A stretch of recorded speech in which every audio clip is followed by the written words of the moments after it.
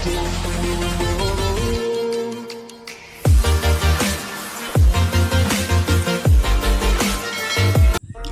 សូមជម្រាបសួរនិងសូមស្វាគមន៍មកកាន់ Channel Dalan TV ថ្ងៃនេះដែរសូមលើកយកម្ហូបមួយមុខទៀតទេណាចាគឺឆានងពោះជាមួយនឹងសាច់ជ្រូកណាចាតោះអញ្ចឹងយើងមើលគ្រឿងផ្សំរបស់យើងចាអញ្ចឹងយើងមានសាច់ជ្រូកនេះខ្ញុំយកស្មាមកណាចាបន្តមកទៀតយើងមានប្រេងសណ្ដែកអំបិលរ៉ឌីស្ករសមើមខ្ទឹមសហើយនេះគឺអានងពោះណាចាហើយនេះស្លឹកខ្ទឹមតោះអញ្ចឹងយើងចាប់ផ្ដើមធ្វើទាំងអស់គ្នាណាចាអញ្ចឹងដំបូង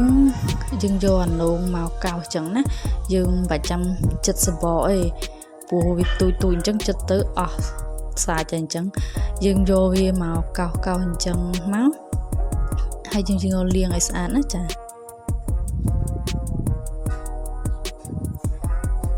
តោះអញ្ចឹងឥឡូវយើងកោសហើយយើងបានយកទៅលាងឲ្យស្អាតហើយយើងកុំភ័យថាវាសបករឹងអីអត់អីទេចាបន្ទាប់ពីកោសហើយយើងយកវាមកចិត្តដូចយើងអានងយើងធម្មតាអញ្ចឹងណា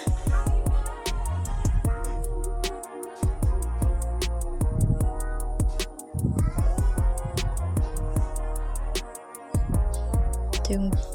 ពុះវាវែងអញ្ចឹងមក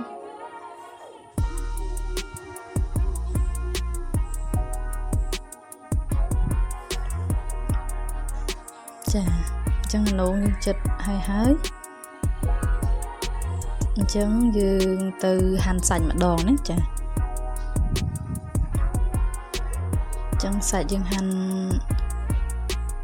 ជាប្រទះធំក៏បានប្រទះតូចក៏បានតាមចំណូលចិត្តណាចា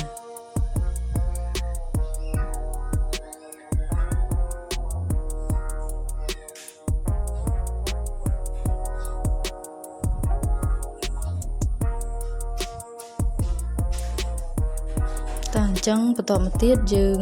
រំលីងខ្ទឹមសអញ្ចឹងរំលីងខ្ទឹមសយើងរំលីងវាឲ្យនេះបន្តិចមកឲ្យឡើងឈ្ងុយបន្តិចមកក្រហមណាត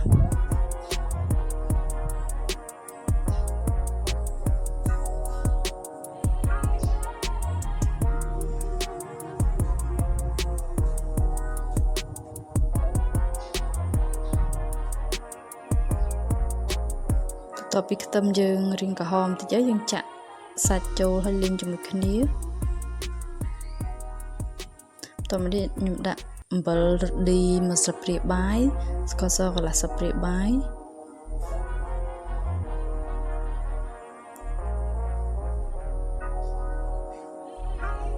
ហើយថែមម្រេចបន្តិចណាហើយយើងកូរវាឲ្យឆ្អិនណាដូចហើយឆ្អិនហើយចាំយើងដាក់បន្លែដាក់អានងរបស់យើងចូលណាហើយយើងកូរវាទៅឲ្យវារៀងយូរតិចណាតែបើសិនថាវារៀងស្ងួតពេកទៅយើងថែមទឹកបន្តិចទៅក៏បានដែរចាឥឡូវបន្លែអានងហើយសាច់